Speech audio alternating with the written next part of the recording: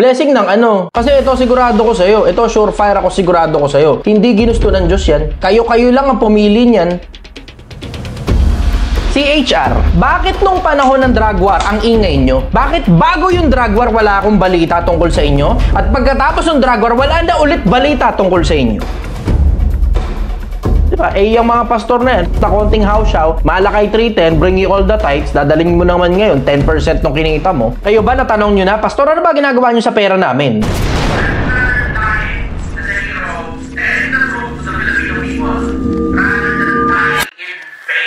Paano po maging matured like you? Komplikado maturity, hindi ganun kasimple. It's just a matter of doing the right things at the right time all the time. It's a matter of being responsible. It's a matter of practicing accountability. Maturity is not playing. Hindi yan sa hindi paglalaro. Kahit matured ka na, pwede ka pa rin maglaro. Mga matatandang bata lang naman tayo at the end of the day. Mga malalaking baby lang naman tayo at the end of the day. Pero pinagkaiba lang natin sa mga bata, irresponsable. Yung mga matured mag-isip, responsable. Responsibility and accountability, that's what separates men from boys. Paano po iiwas sa mga peste sa buhay?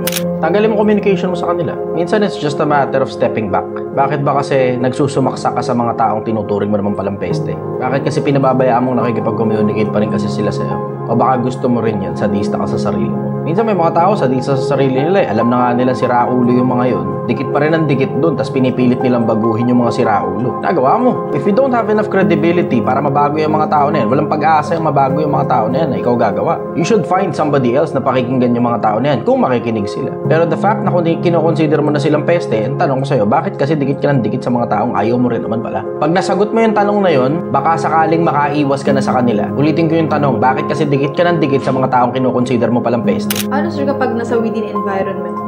Uulitin ko nga, bakit ka dikit ng dikit sa mga taong kinoconsider mong peste? Kasi tignan mo, kahit nasa loob kayo ng iisang bahay, pag hindi mo dinikitan yung mga tao na yun, wala pa rin mapapala. Para mapeste ka ng kahit na sino, kailangan mong ibigay yung attention mo sa kanila. Bakit mo kasi binibigay attention mo sa kanila? Hindi naman ay ibig sabihin ng pag-alis, geographical location. Pwede kang umalis sa kanila, iaalis mo, pakinig mo sa kanila, iaalis mo, paningin mo sa kanila. At hindi naman ay ibig sabihin nun, hindi mo papansinin. Pero ibig ko sabihin, kailangan ba talagang mayat maya, pinapansin mo ng pinapansin ng pinapansin? O baka pwedeng bawasan mo ng konti yung pagpansin mo sa kanila? Hindi naman na ibig sabihin nung babastusin mo na hindi mo papansinin kahit kinakausap ka eh. Bastos ang labas mo ng pagkaganon. Pwede mo naman bawasan yung pakikipag-usap mo sa kanila para hindi ka napepeste sa kanila. Yun ang sagot ko ron. Kahit nasaan ka pa, laging may peste. It's just a matter of where you put your attention. Kanino mo kasi binibigay yung attention mo? Bakit kasi binibigay mo sa mga peste? Sa'yo din may diferensya eh. Ano pong masasabi niyo sa lalaki na tinanggihan yung anak niya? Ang hindi nagkakandili ng sariling kanya ay lalong masahol kaysa hindi sumasampalataya. Yun ang sabi sa Biblia. Eh masama pa kaysa sa demonyo yung mga ganyan na klase ng tao eh. Nag-anak ka, tapos ayaw mo magsustento. Iniwan mo na nga yung babae, iniwan mo pa pati yung bata. Sana pala, hindi mo na lang pinutok sa loob. Sana pinutol mo lang Simple lang naman eh, diba? Irresponsible ka pa, huwag ka muna mag-anak. Sobrang simple ng konsepto. Irresponsible ka, huwag ka munang mag-anak. Pag responsable ka na, baka sakaling pwede na. Pero check mo pa rin yung finances mo. Check mo pa rin intellectual mo. Check mo pa rin emotional mo. Tsaka mo palang masasabing pwede ka nang mag-anak kapag nagsisimula ka nang maging responsable. Dun sa phase na yun, tsaka mo palang masasabi, teka, kaya na pala ng budget ko na buhayin yung sarili ko. Kuha ako isa pa, testing natin, baka kayang buhayin ko rin yung isa pa. Kaya kong buhayin dalawa, dagdag ako ng isa pa. Dun ka na ngayon pwede mag-anak. Pero ikaw nga mismo, hirap ka pa sa sarili mo eh. Hirap kang buhayin yung sarili mo, tapos nagawa mo. Kapag po ba nagloko ng 5 beses o lampas pa, magbabago pa po ba? Hindi sa bilang yan. Ang tanong kung nasa tamang tao ba siya para magbago. Kasi nagloko, okay, sige, tumigim na iba. Tanong mo muna sa sarili mo, ikaw ba yung tamang tao para magbago yan? Kasi kung hindi pala ikaw yung tamang tao, kahit gaano pa katagal ang abutin yan at kahit gaano pa karaming mistakes ang gawin yan, hindi magtitigil yan. Lahat ng tao nagbabago. Pero ang tanong, nasa tamang tao ba siya para magbago siya? Nasa tamang mindset ba siya para magbago siya? Kasi yung tamang tao, yun din makakapagbago ng tamang mindset. Yun yung mga masasamang tao. Tignan mo, pag sumama ka sa mga masasamang tao, sumasama rin ugali mo eh. Sumama ka sa mga joke time ka rin. Sumama sa prank ka rin. Sumama ka sa mga siraulo ka rin. Huwag naman sabihin sa akin 10 taong adik, sumama ka dun. Kung mo sabihin sa akin, di ka magiging adik. Huwag tayo maglukuhan, araw-araw kang kasama ng mga yun, di mo tinesting kahit kailan. Huwag tayong maglukuhan, masyado na ako matanda para lukuhin pa ng kahit na sino. Simple ang konsepto, ang masasamang kasama sumisira ng magagandang ugali. Ganon din naman sa partnership. Kapag ka ikaw talaga yung may impluwensya dun sa isa, alam mo may impluwensyahan mong tumino yan. Pero pag ikaw maling tao pa, mali din naman ang mindset mo, what made you think kaya mong baguhin yan? Parehas lang naman kayo may diferensya mindset eh. Hindi po ba marami ng lalaking bumagsak sa mga kamay ng kababaihan? Ano po ba talaga ang tunay na lakas ng mga kababaihan? magaling mag-manipulate ang mga babae. Sobrang galing mag-manipulate ng mga babae. Tignan mo, mga pinakamatitikas na hari bumabagsak sa kamay ng mga babae. Sobrang galing ng mga babae mag-manipulate. Ultimo yung pinakaunang tao na dali. Yun ay isa sa mga talagang true strengths ng mga babae. Kung magaling ka talaga mag-manipulate, kaya mong manihuhin yung lalaki. Yun nga lang, you make sure na kahit kaya mong manihuhin yung lalaki, nagpapa-under ka pa rin sa kanya. Bakit? Kasi pag in-under mo lalaki, tignan mo, ang sama ng epekto. Magiging incapable yung lalaki na yan. Tapos magrereklamo ka, alpa-alpa ka. Ikaw yung pa-alpa-alpa. Ikaw yung nasusunod. Tapos hindi nagagawa ng lalaki mo yung parte niya. Paano? Ina-under mo eh. Usurpation of authority ka eh. Kahit meron kang kapasidad, controlling your capability and your capacity is a good strength. How do you become a good person? By being capable of extreme evil and controlling yourself. That's how you become a good person. Di mo alam gaano katinding effort maging mabuting tao? Magpipigil ka sa lahat ng bagay, including your emotions, including your level of intellect eh. Minsan, sampal na sa pagka matalino mong tao, kung matalino kang tao, sampal minsan sa pagka matalino mong tao na kailangan mo pang buuhan yung sinasabi mo. Pero minsan, kailangan mo talaga yun, alang-alang na matuto iba. Bawa, bata, kausap mo. Pwede ba naman kausapin mo bata astrophysics? Hindi bro yun, hindi gagana yun.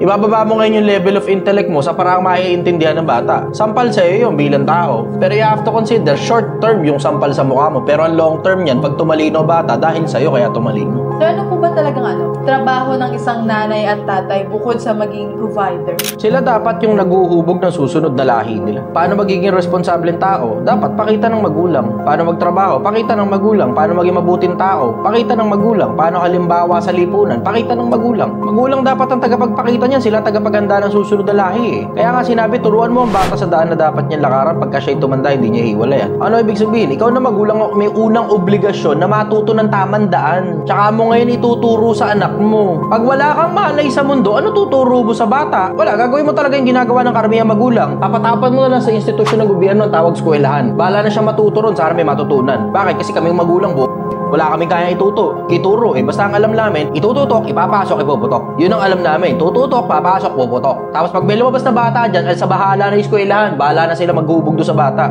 Sana may matutunan. Tapos yun ang mag-aahon sa amin sa kahirapan. Simple lang naman ang konsepto eh, diba? Ikaw muna magulang, mag-aaral ka maging tao. Para yung anak mo tao din, hindi din yung... Paano na sir kapag mayroon ng anak at wala talagang sapat na kakayahan? Ay, wala rin eh. Yun din naman yun eh. Diba? Okay, andyan na yung bata. Ano gagawin mo? Mananatili kang kaya nga may programang katulad nito eh. The Chichester na brand. Para tumalino mga tao, diba? Hindi mo alam kung anong gagawin mo sa buhay, tanong mo sa akin. Tanong mo sa kanila. Makinig ka sa kanila, makinig ka sa akin, makinig ka kahit kanino. Tignan mo mga tao, nakita mo yung mga bagay na ginawa nilang tama? Nakita mo yung mga bagay na ginawa nilang mali? Iwasan mo yung mali, gawin mo yung tama. Subukin ninyo lahat ng bagay. Layuan ninyo bawat anyo ng masama. Yun na nakasulat sa Biblia. Subukin ninyo lahat ng mga bagay. Mga minamahal, huwag kayong magsipaniwala sa bawat espiritu. Kundi subukin ninyo ang mga espiritu kung sila'y sa Diyos sapagkat marami nagsilitaw ng mga bula ang propeta sa sanlibutan. Yun na nakasulat sa Biblia. Huwag mong paniwalaan lahat. Subukin mo lahat. Tapos, yung mga tama, ingatan mo. Yung mga mali, layuan mo. Yun na nakasulat sa Biblia eh. Ano, mananatili ka na lang hanggang mamatay ka? Dahil hindi ka marunong maging tao, nag-anak ka nang hindi ka marunong maging tao, hayaan mo na ang sarili mong hanggang mamatay ka? Ano kayo na matututunan ng bata? Ang mali, nagiging tama sa mata ng bata. Ikaw ang gagayahin ng anak mo kung ano ang puno.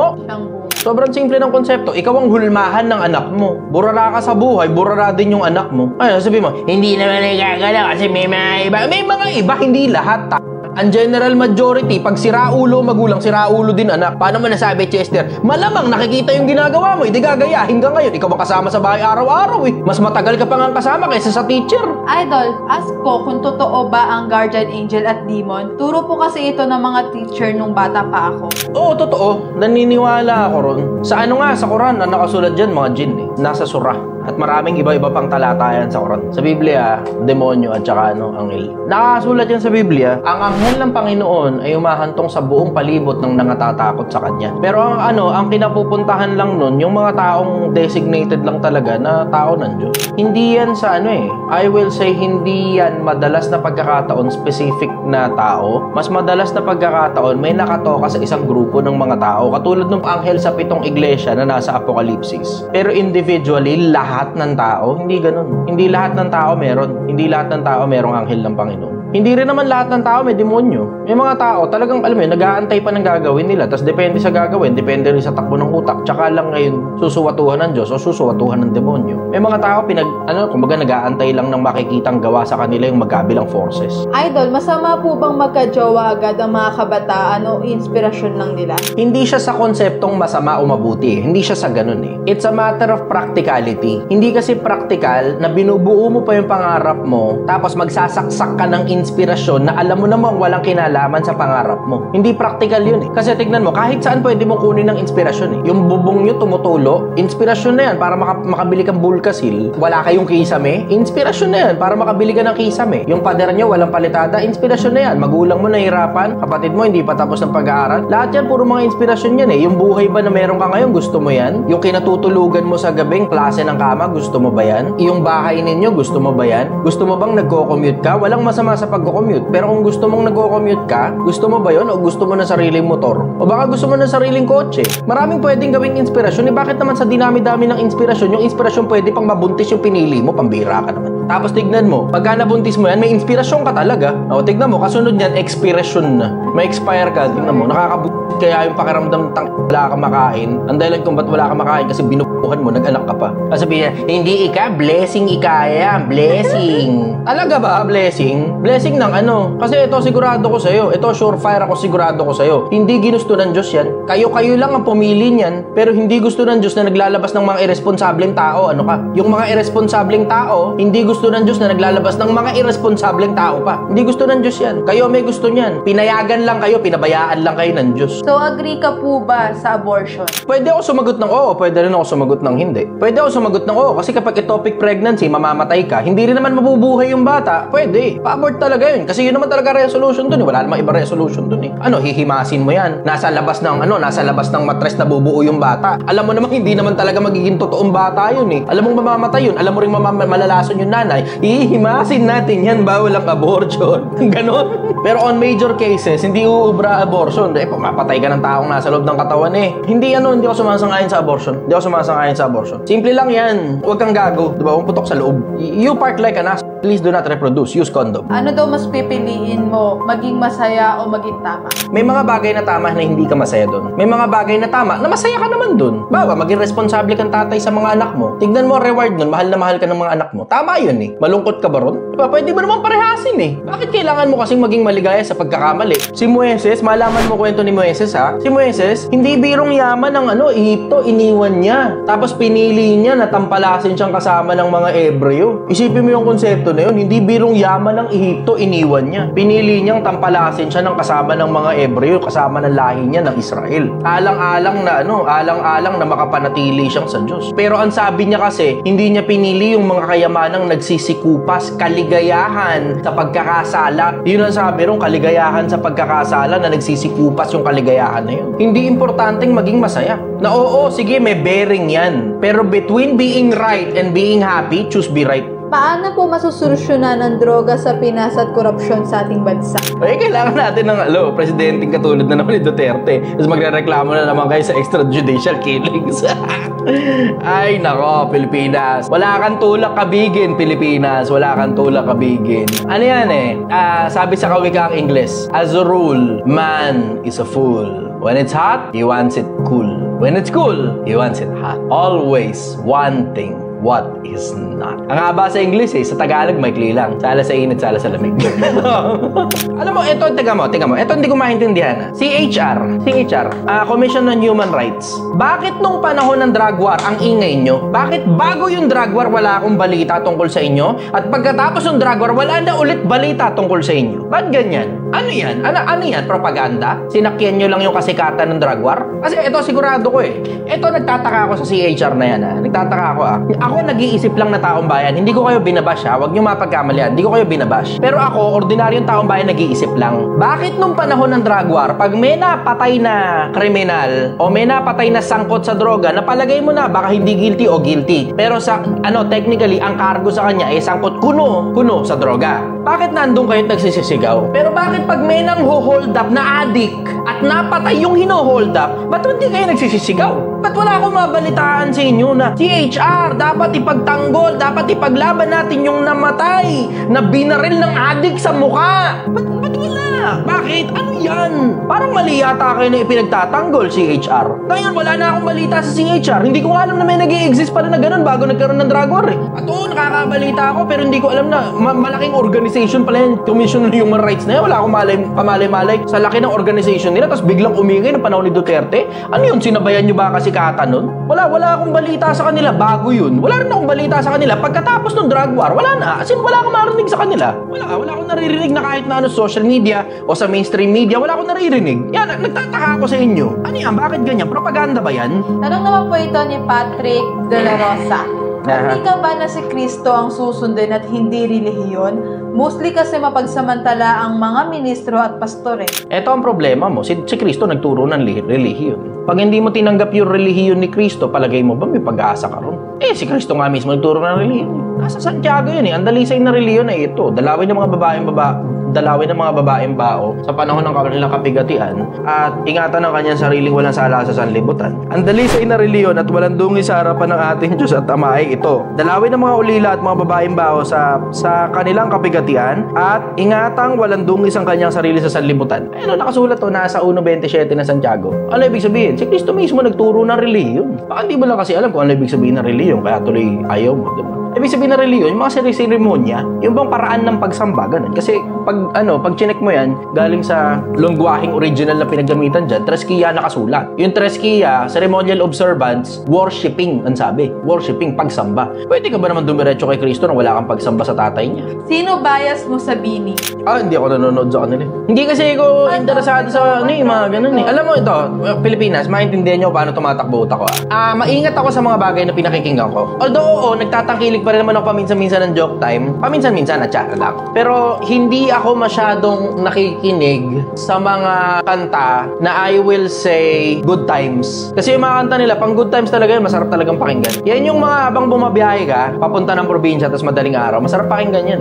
Bira lang naman kasi mangyari sa akin yung bumiyahe ng probinsya na nakakotse. Sa madalas sa pagkakataon, nakamotor ako eh. Pagka mga gano'n, nakikinig ako ng mga podcast ng mga intellectuals. So yun ang mga pinakikinggan ko kapag bumabiyahe ako na medyo malayo-layo. Naka-Bluetooth speaker, nasa loob ng helmet, gano'n, tapos biyahe ako. Pagdating ko ron sa mismong actual kung saan man ako pupunta, mapunta ako sa Zambales, gano'n. Ay, paano? Naka 3 oras na siguro ako ng podcast. Naka 2 podcast na ako nun, mahahaba. Tag-isa't kalating oras bawat isa. Marami na ako natutunan sa 3 oras lang na biyahe. Pero sa madalas sa pagkakataon, nag-iingat ako sa mga feel-good na tugtog. Hindi lahat ng tugtog pinakikinggan ko. Sa tingin mo ba, maunlad na ang Pinas kung hindi pinasara ni Cory Aquino ang nuclear power plant ni Marcos? Hindi mo maya-attribute sa isang project lang ang pag-unlad ng isang bansa. Although malaking factor yan, yung pagkakaroon natin ng sarili nating energy supply, tapos mura ang halaga, malaking factor yan. Pero hindi mo maya-attribute na dahil lang sa nuclear power plant, yumaman yung bansa nyo. Yun lang talagang dahilan. Kahit gaan pang rami yung nuclear power plant, no? Pag lahat naman ng pera pupunta sa bulsa ng politiko, olats pa rin yan.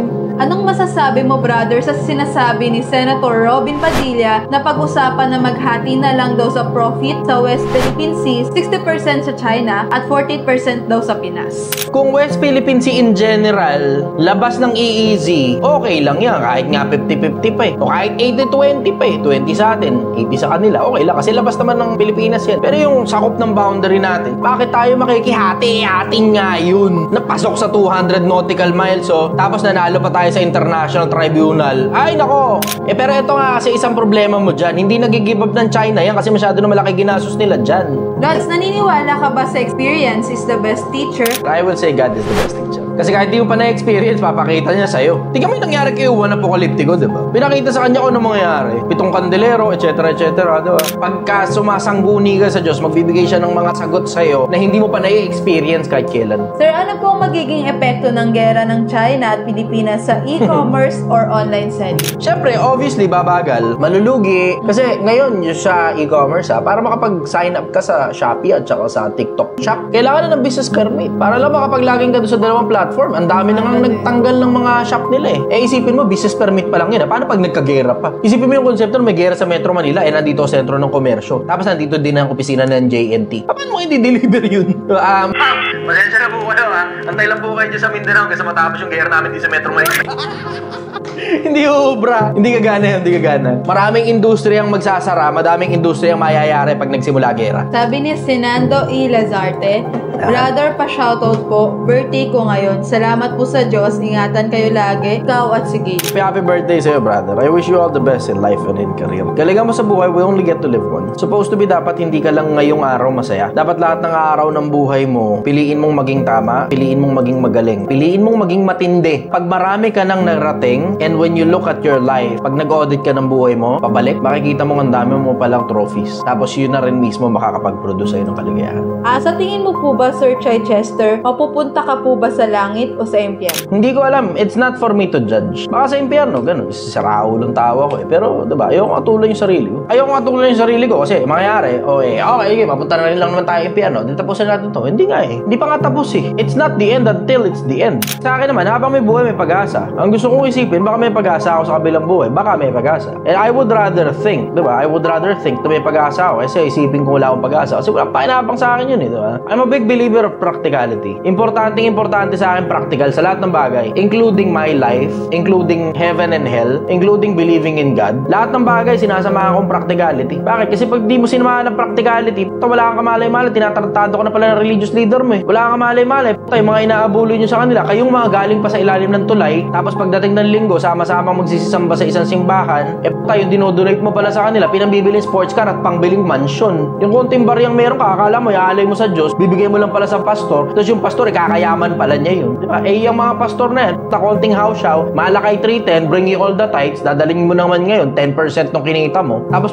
mo, pambibili lang pala ng kotse, pambibili lang pala ng bahay nila, pampapaganda lang sa garden nila. Samantalang kung nasa iyo yung pera, sana mas nakakain na maayos yung pamilya mo, pero nagtsatsaga kayo sa tuyo, nagtsatsaga kayo sa daing, nagtsatsaga kayo sa noodles, dahil ng pastor nyo na napakatatakaw sa pera. Alam mo, hindi natin pinag-uusapan sa lipunan eh. Walang pakinabang sa inyo kung ano tingin ko sa sarili ko, kung maiimpyerno ba ako o pupunta ako sa langit. Walang pakinabang sa inyo yan. Pero ang may pakinabang, pag-usapan natin kaya kung ano ginagawa ng mga pastor ninyo. Kayo ba natanong nyo na, pastor, ano ba ginagawa nyo sa pera namin? Tuwing makaka-receive ng pera, ang dami. Ba't di kayo nagre-report sa amin kung anong nangyayari sa pera namin? Samantala kami may bigay niyan sa inyo. Ano, dahil lang sinabi ng Diyos, okay na, ganun na lang yun. Sinabi, tapos wala reporting. Malay ba namin, baka mamaya pinangkakabaret nyo na pala yung pera namin. Malay ba namin, baka pinangiinom nyo na pala yung pera namin. Wala yata nagtatanong sa mga pastor ng ganun eh. Wala nagtatanong sa mga pastor ng ganun. Wala nagtatanong sa mga pari ng ganun. Wala nagtatanong sa mga ministro ng ganun. Wala nagtatanong sa mga monk ng ganun. Wala nagtatanong sa mga religious leaders ng ganun. Ang pinaka-common, maniniwala ka lang, tapos bawal mo questionin. Kasi para bang it's as if, parang pag question mo yung pastor mo, parang question mo na rin yung Diyos. Hindi naman yung Diyos yung pastor eh. Yung Diyos nandun sa langit, hindi kailangan ng pera nung. Baka tinatarantado na kayo ng mga pastor nyo, wala pa kayong kabalay-malay, inuuto-uto lang kayo ng Malay 310 at saka 9-7 ni Kalawang Korinto.